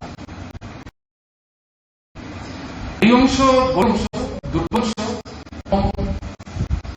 মানবিক কমিউনিস্টের পার্টি যেমন উপজাতিদের মধ্যে তখন সবচেয়ে সংগঠন, শৈক্ষণিক সংগঠন, কংগ্রেস ভাবে দাঁত বসে পারত না। তফসিলিদের মধ্যে কংগ্রেস সংগঠন ছিল, সেখানে কমিউনিস্ট প্রভাব ছিল খুব খুব সীমাবদ্ধ এবং কেন্দ্র ছিল আগরতলা মহারাজ চন্দ্রবাজার এবং মূল শক্তি হিসাবে করতেন মৎস্যজীবীদের মধ্যে, যারা একটু বিজ্ঞানের পয়সা করে আছে, যারা মাছ আনেন মতো মাছ বিক্রি করে, তাদের থেকে গিয়ে অন্যরা বিক্রি করে ফেরত দেন, এরাই নিয়ন্ত্রণ করতেন।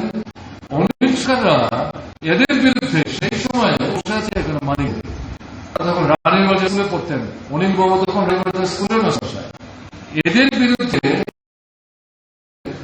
লড়াই সংগ্রহ করার ক্ষেত্রে গুরুত্বপূর্ণ ভূমিকা পালন করছে এবং সে সময়ে একটা বলা ছিল যে কোনো জায়গায় যারা মিটিং করছে মিটিংগুলি কি করে ভণ্ডুল করা যায়। ভণ্ডুল করার ন্যায়ের মধ্যে অন্যতম হচ্ছেন মানিক দে একজন, সুদর্শন একজন এবং অনেকেই নানা কায়দার প্রতি এই গল্পে আমি জানি না, মিটিংগুলি ভণ্ডুল করে দেওয়া এবং ভুল হলে পরে তারা বুঝতে পারেন এগুলি কমিউনিস্ট এজেন্ডা করছে। যাই হোক, সেই জায়গায় তফসিলি অংশের মধ্যে ক্যাবিনেট সরকার যখন পরিবর্তন প্রথম অপোজিশন সরকার ভারত তৈরি হল এবং আগের থেকে যে আমাদের কাছে তফসিলের মধ্যে আমাদের প্রভাব করার জন্য চেষ্টাটা মধ্যেও ছিলেন কমরেড অনিল সরকার। এই সরকারটা পরিবর্তন হওয়ার পর এবং আমাদের রাজ্যে আপনার দুটো সরকার তৈরি হয়েছে, সেফটি সরকার ভাঙল, তারপরে জনপার্টি সরকার। এই সরকারগুলি গঠনের পদ্ধতি অল্প সময় হল 4-5 মাস ছড়া, তাকে দিয়ে যে ন্যূনতম যে কর্মসূচিগুলি ঘোষণা করেছে সরকার, যদিও এগুলো কার্যকরী করেনি, মার্ক্সবাদী কমিউনিস্ট পার্টির চাপের কারণে তফসিলি অংশের মধ্যে গুরুত্বপূর্ণ জরুরি যত অর্থনৈতিক এবং পেশাগত বিষয়গুলো সেগুলি স্থান পায়, যেগুলি রূপায়িত হয়। এটা অনিল সরকার দেখতে করে দেয় অংশের মধ্যে দ্রুত গতিতে প্রবেশ করা এবং এটাই পরবর্তী সময় যেটা আমাদের সুজন বলল যে মহারাজগঞ্জকে ভিত্তি করে আলাদা করে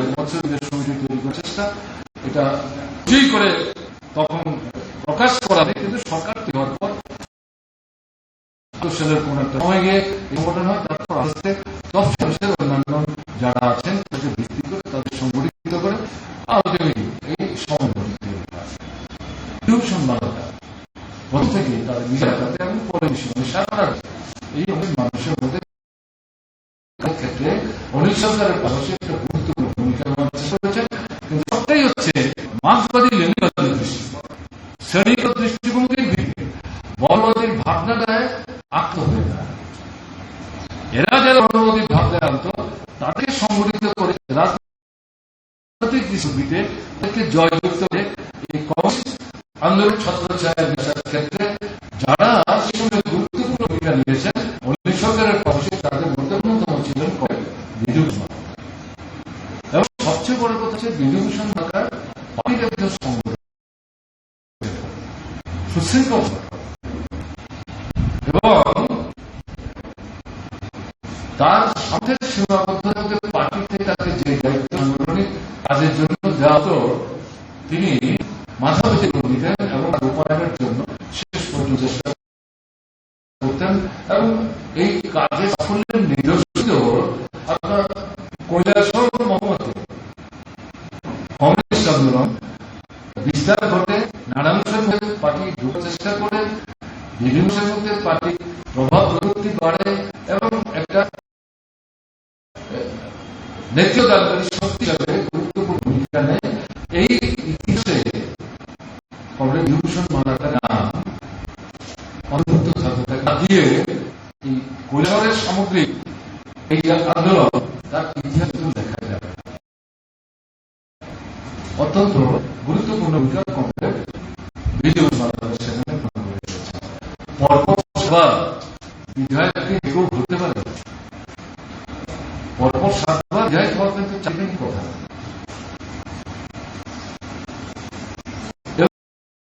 এবং পরবর্তী সময় তখন থেকে অবধি দেওয়া হল নূতন একজন যুব অফিসার সোহেল মালাকার, তাকে প্রার্থী করা হল।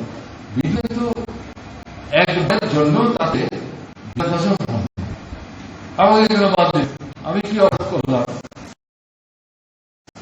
না, কারণ সে বিধায়ক ছিলেন, অল্প সময়ের জন্য মন্ত্রী ছিলেন এবং আমাদের 12 বেশি মন্ত্রী করা যাবে না, তাতে এক দুজন মন্ত্রীকে আমাদের কমাতে হবে, তার মধ্যে বিবাহ কমাতে হলো, এগুলো নিয়ে কোনো প্রশ্ন নাই। কিন্তু পার্টি যখন সমস্ত বিষয়গুলি বুঝিয়ে কোনো প্রশ্ন নেই। এবং এইভাবে যখন নতুন প্রার্থী করার বাছাই করলো কৈলাসহরের পার্টি নেতৃত্ব, তাকে যখন স্মরণ করলো বিধু হাসি মুক্ত কিছুটা গ্রহণ করছেন এবং হাত ধরে ধরে এই সম্মেলনকে মানুষের কাছে নিয়ে গেলেন, তাদের সামনে তাকে পরিচিত তাকে জিতে আনবার সংসদে দাঁড়িয়ে গুরুত্বপূর্ণ ভূমিকা পালন করেছে। আমাদের পার্টিতে সবাই যে আমরা এই ভূমিকা সবসময় নিতে পারি ঘটনা কিন্তু না, আমাদের কিন্তু এই সংসদীয় ঝুঁকে সেটা কিন্তু আমরা মাঝামাঝি, কিন্তু কমরেড বিভু কিন্তু এবং নিজের পরবর্তী সময় যা কিছু জমি করেছেন নিজেই চাষাবাদ, বিধায়ক থাকা সময় যেমন করতেন, মন্ত্রী থাকার সময় তিনি চাষাবাদ যাবেন না, কিন্তু বিধায়ক থাকার সময় নিজেই হাল চাষ করতেন। ঘটনা বাড়িতে যত জায়গায় জমি বাজার থেকে তরকারি কম কিনতেন, এখানে নিজে তরকারি করতেন। মন্ত্রী ওখান থেকে যেমন ধান তার এখানে আসতো, বাজারে বাড়ির তরি কিন্তু এখানে আসতো, আমাদেরকেও এটা খাওয়ার চেষ্টা করতেন। তাকে জিজ্ঞেস করতাম তুমি পাঠাচ্ছেন বাজার থেকে এখানে আসবো, আমার বাড়ি এখানে এসছে, কাজে দিলাম আর কি, খেয়ে দেখ না, বাজারে আমাদের তরকারি কিন্তু খারাপ হবে। এই ছিল এটা কথাবার্তা বলার ভাব। তো তাকে এটা বুঝি এবং সবচেয়ে কথা হচ্ছে কি কঠিন রাজনীতির বিষয়, সেগত দৃষ্টিভঙ্গির দিকে আমাদের পার্টির যে বক্তব্য অত্যন্ত সরল সহজ সঙ্গীতে পপুলার পিপুলের কাছে উপস্থিত করতে হবে এবং উপস্থাপনের মধ্য দিয়ে শ্রোতারা তাদেরকে সে উন্নীত করতে পারত এবং সেখানে অপ্রাসঙ্গিক কথা না এবং খুব সচেতনভাবেই পাচ্ছেন দেওয়ার ক্ষেত্রে তিনি একজন সফল পারঙ্গম নেতা হিসেবে নিজেকে সক্ষম হয়েছে। এই পরিস্থিতিতে বয়স বেড়েছে, জটিল রোগেও আক্রান্ত হয়েছে, শারীরিক থেকে সক্রিয় হয়ে সেই দিকটা সবাই ঘুরে ফিরে কাজ করার মতো অবস্থা চলে। কিন্তু এই সময়টাতে যে সেটা হচ্ছে পরামর্শ পার্টি বিষয়ে আসতেন, তিনি একবার যদি না আসতেন নেতৃত্ব তাদের যেতেন, কথা বলতেন, সমাজসচেতন করতেন, কিন্তু তার নিজের উপরে পরামর্শ সাহায্য করার চেষ্টা করতেন। খুব গুরুত্বপূর্ণ। এমনকি গত যে লোকসভা নির্বাচন, যে 23-এর নির্বাচন, এই নির্বাচনেও আগে তো যেমন ঘুরে সব জায়গায় মিটিয়েছে ইত্যাদি করা যায়, এটাতে এভাবে না যায়নি। কুমারঘাটে করা গেছে ঘটনা না, এর মধ্যে এই বিধু নিয়ে বিভিন্ন জায়গায় উঠান বৈঠকের মধ্যে, ছোট ছোট বৈঠকের মধ্যে আমাদের নেতৃত্ব তাকে কাজে হওয়ার চেষ্টা করেছে, সেটা অপরে এই দায়িত্বগুলি পালন করার চেষ্টা করছে। এবং তার থেকে ছিল এবার তো সবই হচ্ছে না, এই কেন্দ্রটা শেষ পর্যন্ত কংগ্রেসকে ছাড়তে হয়েছে আমাদের। ঘটনাচক্রে জানা গেল যেগুলো কংগ্রেসের প্রার্থী সময় আমাদের সঙ্গে কাজ করতেন, ভালোই কাজ করতেন। পরবর্তী সময় কংগ্রেসের কটারি করেন, তাকেও প্রার্থী করলো আগের পরিচিত কারণে। এই যে রাজনৈতিক সিদ্ধান্তটা ভেঙে গেল, এ নিয়ে কোন প্রশ্ন না তুলে এই লোকটাকেও যুক্ত করার ক্ষেত্রে কিন্তু গুরুত্বপূর্ণ চেষ্টা করেছেন। কারণ তখন তার কাছে কংগ্রেস প্রার্থীর সিপিএমের থেকে বিজেপি মেইন যে রাজনৈতিক যে লটার দৃষ্টি। তো এই সময়ে একটা জোট অবস্থার মধ্যে আমরা আছি। এই সময়ে এই যে ঘরে বসে বা জন্য মানসিক বিনিয়োগ, নানা জটিল পরিস্থিতিতে এই যে পরামর্শ দেওয়া, এটা কিন্তু কম গুরুত্বপূর্ণ না। এরকম জায়গায় বিভিন্ন অনুপস্থিতি অনুভূত অস্বীকার করার সুযোগ নেই। সক্রিয়ভাবে মানে ঘুরে ফিরে কাজ করতে না পারলেও অভিজ্ঞতার অংশটা কম গুরুত্বপূর্ণ না। সেদিক থেকে ঘটনা কুমারঘাট এখন মহকুমা, আমাদের পার্টি মহকুমা কমিটি আছে, কমিটি আছে, তো আমাদের নেতৃত্ব সেখানে বঞ্চিত হবে, এটা অস্বীকার করার কোন সুযোগ নাই। তো এটা তো প্রাকৃতিক নিয়ম, আমরা সবাই চিরদিন বেঁচে একটা সময় যেতে হবে, কেউ আগে কেউ ভয়ের রুভালে যেভাবে জড়িত হয়েছে, যে কোনো সময় যে কোনো ঘটনা ঘটতে পারে। বিধুরও নিজের মানসিক প্রস্তুতি ছিল, তার পরিবারেরও প্রস্তুতি ছিল, কারণে পার্টির নেতৃত্ব এটা মানে অপ্রস্তুত হয়ে গেছে ঘটনা। তো এই যে শূন্যতা তৈরি হল, তো অতিক্রম করতে হবে। অতিক্রম করতে গেলে আমাদের সম্মিলিত সেখানে কাজ করতে হবে। ওখানকার নতুন নেতৃত্ব, তারপরে ছাত্রদের মধ্যে, যুবকদের মধ্যে, সমাজের মধ্যে তাদের নিয়ে সম্মিলিতভাবে কাজ করার দিয়ে বিদ্যুতের অবস্থিতি কিন্তু আমাদের অতিক্রম করার চেষ্টা করতে হবে। আপনার দিকে প্রয়োগ হবে আজকের দিনে এই সমাধানটা করছি সবার কিছু মূল বিষয় আমাদের মাথায় রাখতে হবে। পরিস্থিতি থেকে আমাদের কাজ নাই, রোজগার নাই, গ্রামের মূল কাজ হচ্ছে রেগা।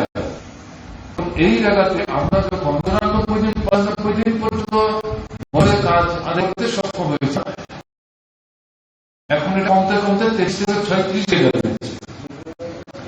যেটা কেন্দ্র সরকার যে টাকা বরাদ্দ করেছে তার হিসেবে হচ্ছে ৬০ দিনের বেশি কাজ হবে। তাহলে কাজ নেই,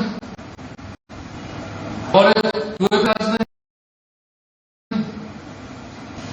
অন্য লোক যে দপ্তরগুলো ৬টা ৭টা, তাদের কোনো কাজ নেই। রেশন কার্ড ৫ জনের কার্ড গিয়ে দেখা যাচ্ছে ২ জনের নাম আছে, ৩টার নাম বাদ, কি পরিবর্তন চলবে? এটা একটা সমস্যা। এই পরিস্থিতিতে আয় উপার্জন নেই,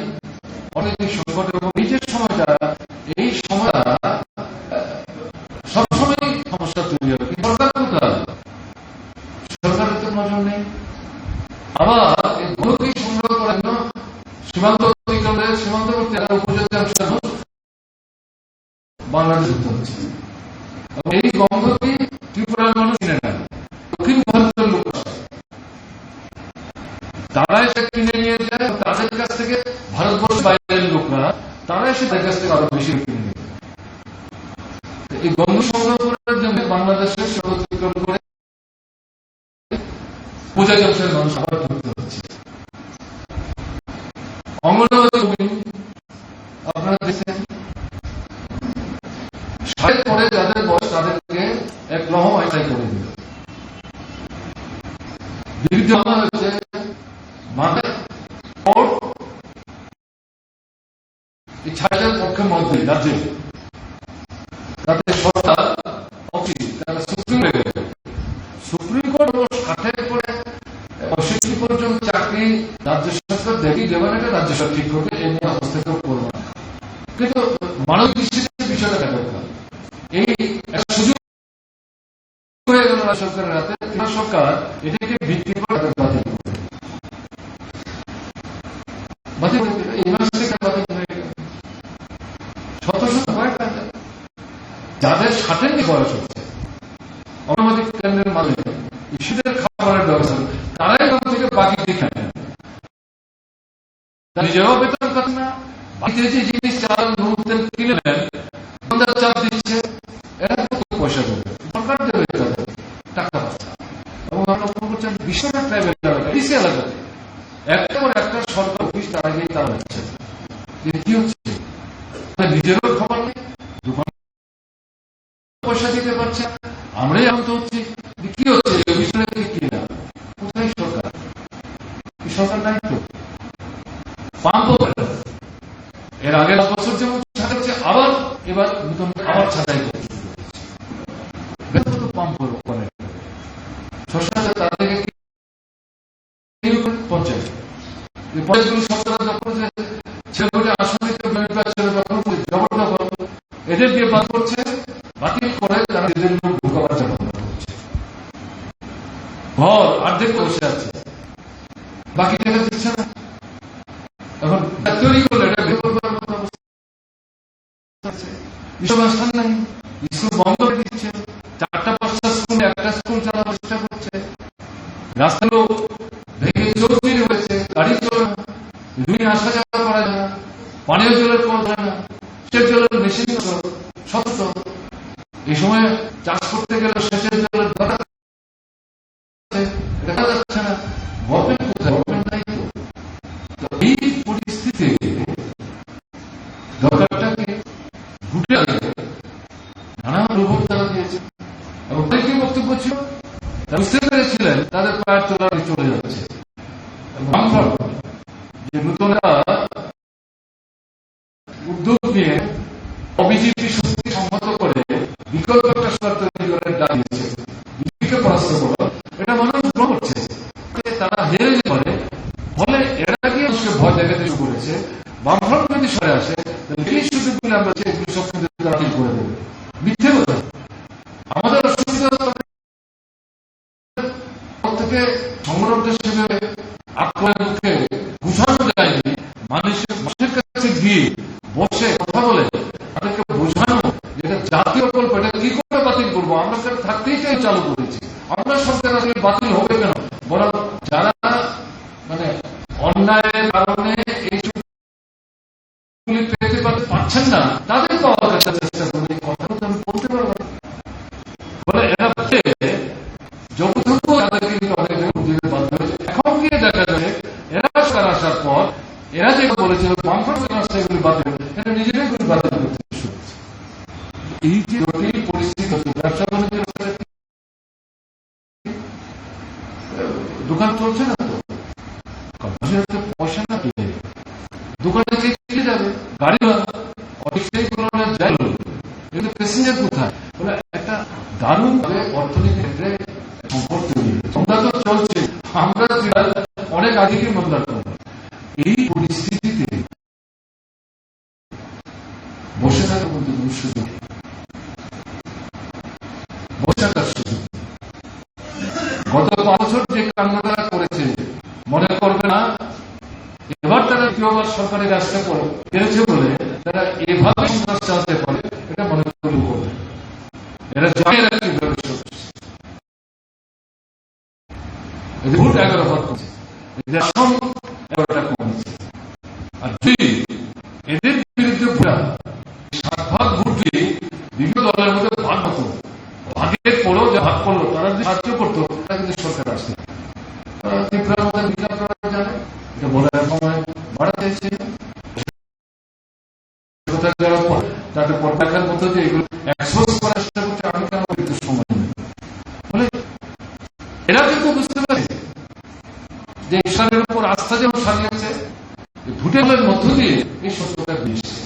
প্রধানমন্ত্রী প্রাণপণ চেষ্টা করেছেন 10 মাস আগে